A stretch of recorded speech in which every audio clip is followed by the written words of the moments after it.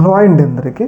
మనందరికీ తెలుసు, రీసెంట్గా సాక్షి టీవీలో జరిగిన డిబేట్లో ఏదైతే కేఎస్ఆర్ లైవ్ షోలో జర్నలిస్ట్ కృష్ణంరాజు మాట్లాడిన మాటలు అనేవి తీవ్ర వివాదానికి దారితీసినాయి. ఆ వివాదం అనేది పెద్ద రాజకీయ టర్న్ తీసుకోవడంతో ఆఖరికి సీనియర్ జర్నలిస్ట్ అయిన కొమ్మినేని శ్రీనివాసరావు గారిని కూడా అరెస్ట్ అయితే చేయడం జరిగింది. అయితే ఈ అరెస్ట్లో జర్నలిస్ట్ కృష్ణంరాజుని అరెస్ట్ చేసినా కానీ ఒక అర్థం ఉండే, ఎందుకంటే ఆయన ఆ వ్యాఖ్యలు చేసింది కాబట్టి. కాకపోతే ఏ సంబంధం లేని కొమ్మినేని శ్రీనివాసరావు గారిని అరెస్ట్ చేయడమే ఇక్కడ వివాదానికి అయితే దారితీసిందనమాట. ఎందుకంటే ఆయనకి 70 సంవత్సరాలు, ఆయన 50 సంవత్సరాల జర్నలిజం కెరీర్లో ఎప్పుడూ కూడా కాంట్రవర్షియల్ జోలికి వెళ్ళడు. అయినా కానీ ఆయన అరెస్ట్ చేయడం అనేది తీవ్ర వివాదానికి అయితే దారితీసింది. సాక్షి, వైసీపీ, జగన్మోహన్ రెడ్డి వీళ్ళందరూ కూడా ఆయన అరెస్ట్ని తీవ్ర స్థాయిలో ఖండించడం జరిగింది. అయితే ఇలాంటి సందర్భంలో ఏదైతే ఈ వివాదం ఇలా కొనసాగుతుండగానే రీసెంట్గా రేణుకా చౌదరి, ఆమె ప్రస్తుతం పార్లమెంటు సభ్యురాలిగా ఉన్నారు, అయితే రాజ్యసభ సభ్యురాలిగా ఉన్నారు. ఆమె ఒక రకంగా ఏంటంటే ఆమెకి క్యాస్ట్ అంటే చాలా ఇష్టం అనమాట.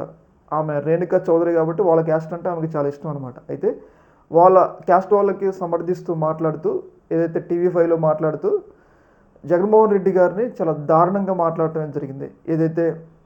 ఇప్పుడు ఏదైతే అమరావతి మహిళల మీద, అసలు అమరావతి మహిళలు అక్కడ తీసుకురాలేదు, అయినా కానీ అమరావతి మహిళలకు ఆపాదించి రాజకీయం చేశారు.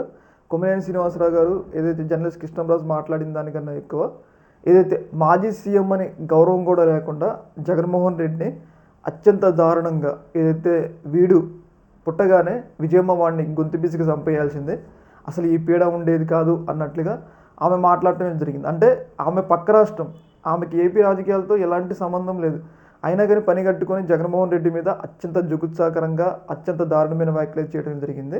ఏదేమైనా కానీ ఏమంటారు, ఏదైతే అధికారం ఉన్నోడు ఏమన్నా మాట్లాడవచ్చు. మనం గమనించినట్లయితే ఏదైతే జగన్మోహన్ రెడ్డి అధికారంలో ఉన్నప్పుడు టీడీపీకి సంబంధించిన వాళ్ళు ఏదైతే నోటుకొచ్చినా మాట్లాడేటోళ్ళు, మాట్లాడినా కానీ జగన్మోహన్ రెడ్డి గారు రాజకీయాల్లో ఇవన్నీ సహజం అని చెప్పేసి లైట్ తీసుకునేటోళ్ళు. కానీ ఇప్పుడు ఏదైతే కూటమి అధికారంలోకి వచ్చిన తర్వాత ఏ ఒక్క చిన్న మాట మాట్లాడినా, ఏదైతే వైసీపీ సోషల్ మీడియా కానీ, అలాగే మనం గమనించుకున్నట్లయితే మెయిన్ స్ట్రీమ్ మీడియా సాక్షి లాంటి వాళ్ళు కానీ ఏ చిన్న తప్పు మాట్లాడినా ఇలా కేసులు పెట్టి అరెస్ట్ చేస్తున్నారనమాట. అదే ఒకవేళ జగన్మోహన్ రెడ్డి గారు అలా చేస్తుంటే ఇప్పుడు వీళ్ళందరూ కూడా ఇంత స్వేచ్ఛగా మీడియా నడిపేటోడు కాదు కదా. ఏదేమైనా కానీ అంటే అయితే రేణుకా చౌదరి ఇంత అన్నా కానీ ఏదైతే ఒక మాజీ సీఎంను పట్టుకొని, దాదాపు 40% ఓటు బ్యాంకింగ్ ఉన్న మాజీ సీఎంను పట్టుకొని అంత దారుణమైన వ్యాఖ్యలు, వాళ్ళ అమ్మ చిన్నప్పుడే గొంతు పిసికి చంపేయాల్సిందన్న దారుణమైన మాటలు మాట్లాడినా కానీ అది మాత్రం హెడ్లైన్స్ కాదు. ఏదైతే ఒక న్యూస్ డిబేట్లో ఒక వ్యక్తి తీసుకొచ్చి ఒక అన్న మాటలు మాత్రం దాన్ని ఒక పార్టీకి ఆపాదిస్తున్నారు, ఏదైతే దాన్ని మాత్రం ఒక తీవ్రస్థాయి రాజకీయంగా మలుస్తున్నారు అనమాట. ఏదేమైనా కానీ ఇది అంటారు కదా, జగన్మోహన్ రెడ్డి గారు చూసి చూడనట్టు వదిలేయటం వల్ల ఈరోజు వైసీపీ కార్యకర్తలకి ఇలాంటి దుర్భరమైన పరిస్థితులు. అదే కనుక జగన్మోహన్ రెడ్డి గారు ఎన్నికల్లో నేను ఖచ్చితంగా చంద్రబాబు నాయుడు ఇచ్చిన హామీల కన్నా ఎక్కువ హామీలు అమలు చేస్తా అంటే ఈరోజు మళ్ళీ జగన్మోహన్ రెడ్డి గారు అధికారంలో ఉండేవాళ్ళు.